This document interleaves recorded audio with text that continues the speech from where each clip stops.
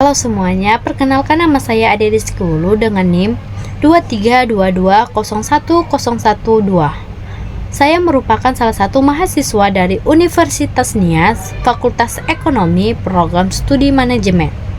Pada kesempatan ini saya akan mengajak teman-teman semua untuk sama-sama belajar mengenai tentang metode Simplex yang diampu oleh Bapak Jeliswan Berkat Iman Jaya Gia SEMM.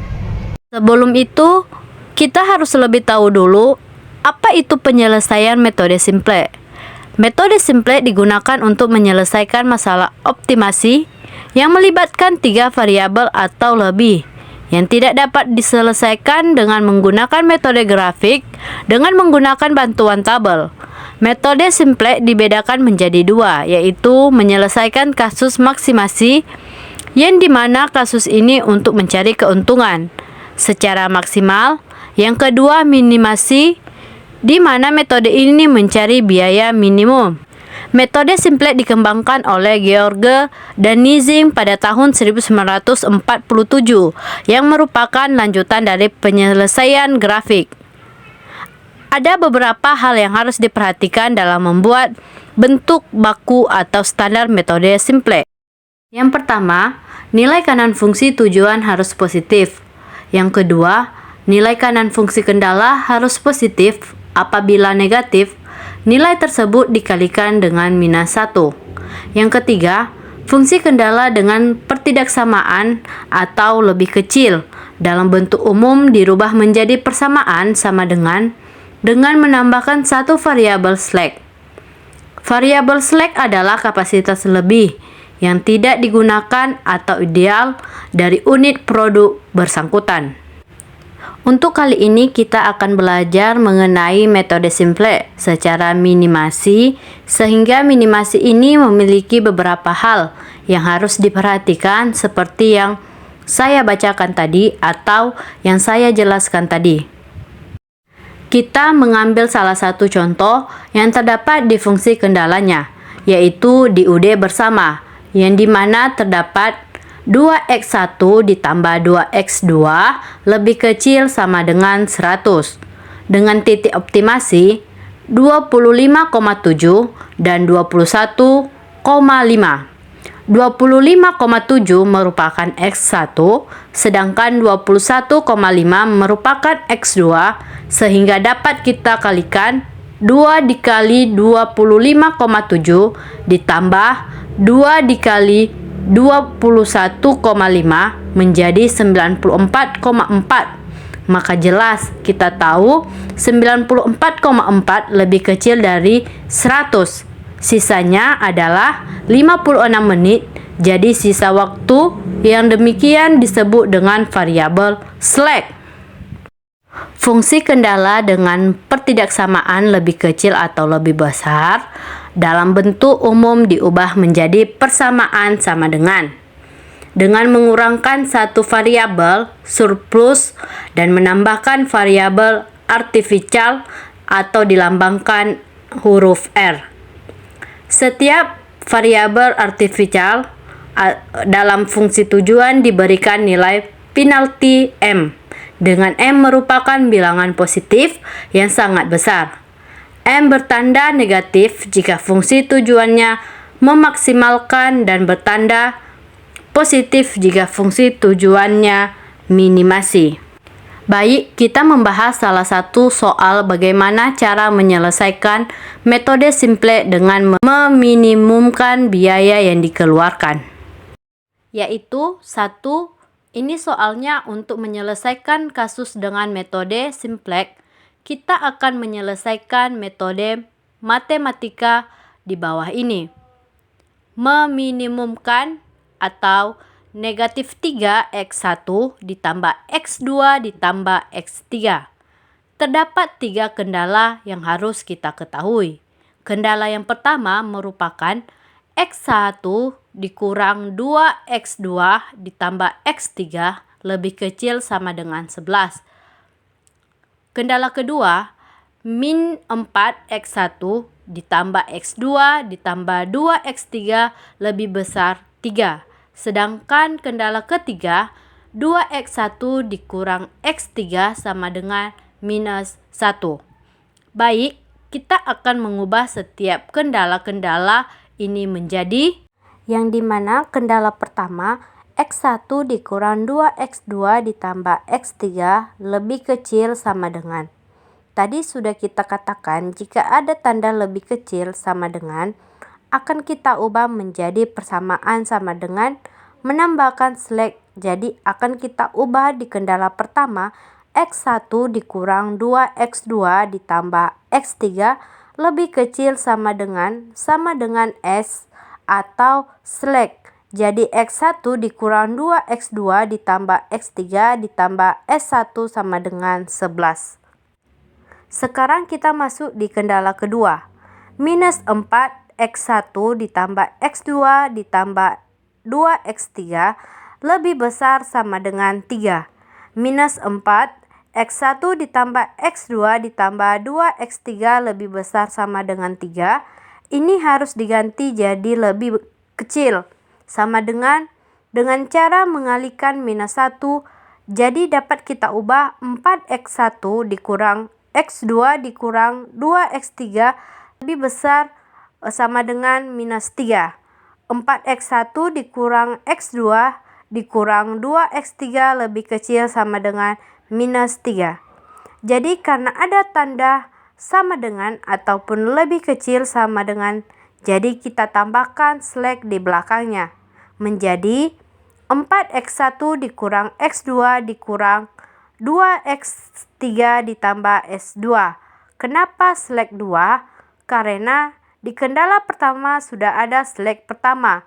Jadi di kendala kedua menjadi slash 2 sama dengan minus 3. Ini ditambah minus 1. Ditambah artifisialnya. Kenapa? Kita tambah artifisialnya karena di belakang atau nilai kanannya bernilai negatif.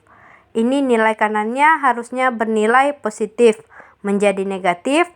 4x1 ditambah x2 ditambah 2x3 dikurang x2 atau slash 2 ditambah dengan artifisial atau disingkat dengan R1 sama dengan 3. Sekarang kita masuk ke kendala ketiga yang terdapat 2x1 dikurang x3 sama dengan minus 1 menjadi 2x1 dikurang x3 sama dengan minus 1. Jadi nilai minus 2x1 ditambah x3 ditambah r2 sama dengan 1.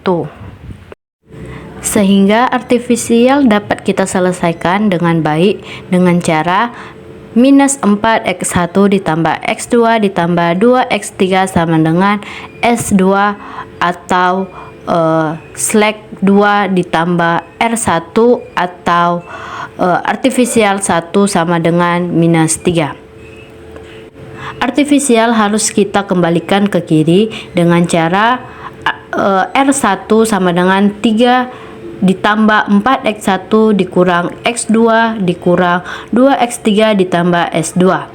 Perhatikan setiap tanda ketika perpindahan setiap angka yang terjadi karena ketika salah perpindahan atau tanda yang terjadi, maka setiap pengerjaan akan selalu salah. Sekarang kita masuk ke artifisial yang kedua, yang dimana minus 2x1 ditambah x3 ditambah r2 atau artifisial 2 sama dengan 1. Kita ubah, kita pindahkan ke kiri jadi r2 sama dengan 1 tambah 2x1 dikurang x3. Sehingga kita dapat fungsi tujuannya menjadi minus 3x1 tambah x2 tambah x3 tambah 0s1 tambah 0s2 tambah mr1 tambah mr2. Baik, dari mana terdapat mr1 tambah mr2? Itu karena nilai dari artifisial 1. Sedangkan slash 1 dan 2 adalah nilai 0, maka kita kasih lambangnya 0x1 tambah 0x2. Sehingga fungsi tujuannya Z sama dengan minus 3x1 tambah x2 tambah x3 tambah mr1 dan ditambah mr2. Kemana sih 0x1 dan 0x2? Karena dia hanya bernilai 0, maka kita tidak menuliskan, sehingga Z sama dengan minus 3x1 tambah x2 tambah x3 ditambah 3m tambah 4mx1 dikurang mx2 dikurang 2mx3 tambah ms2 tambah m tambah 2mx1 dikurang mx3. Jadi dapat dikelompokkan Z sama dengan minus 3x1 tambah 6mx1 tambah 1 minus 4x2 tambah 1 minus 4x3 tambah ms2 tambah 4m, sehingga kita mendapatkan nilainya 3x1 dikurang 6mx1 dikurang 1 tambah mx2 dikali minus 1 tambah 3mx3 dan ms2 sama dengan 4m. Ketika sudah kita kelompokkan dan dapat nilai fungsi tujuan atau Z, sehingga kita masukkan ke dalam tabel simplex. Tabel simplexnya seperti ini, yang dimana variabel dasar Z yaitu fungsi tujuan yang sudah kita kerjakan tadi, dimana sekarang ada A, B, C. A merupakan kendala 1, B merupakan kendala 2, C merupakan kendala ketiga, sedangkan di sampingnya ada S1, S2, S3, R1, dan R2. Dan nilai kanan sehingga dapat kita isi dengan di mana nilai Z kendala dari fungsi tujuan X1 merupakan 3 kurang 6M, sedangkan X2 min 1 tambah M, X3 minus 1 tambah 3M, S1 0, S2 minus M, R1 0, R2 0, sedangkan nilai kanannya 4M. Dan kita dapat memasukkan setiap kendala yang sudah ada, yaitu kendala A, B, C, atau kendala 1, 2, 3, yaitu setiap nilai angka yang terjadi. Yaitu X1-nya 1, X2-nya minus 2, X3-nya 1, sedangkan S1-nya 1, S2-nya 0, R1-nya 0, dan R2-nya 0. Dan begitu sampai seterusnya, sedangkan 11 merupakan nilai dari kanan yang sudah ada. Jadi, ini hasil baris baru kuncinya. Oke teman-teman, demikianlah hasil pembahasan kita pada saat ini yang menggunakan metode simplex dan minimasi. Jika ada kesalahan, saya mohon maaf.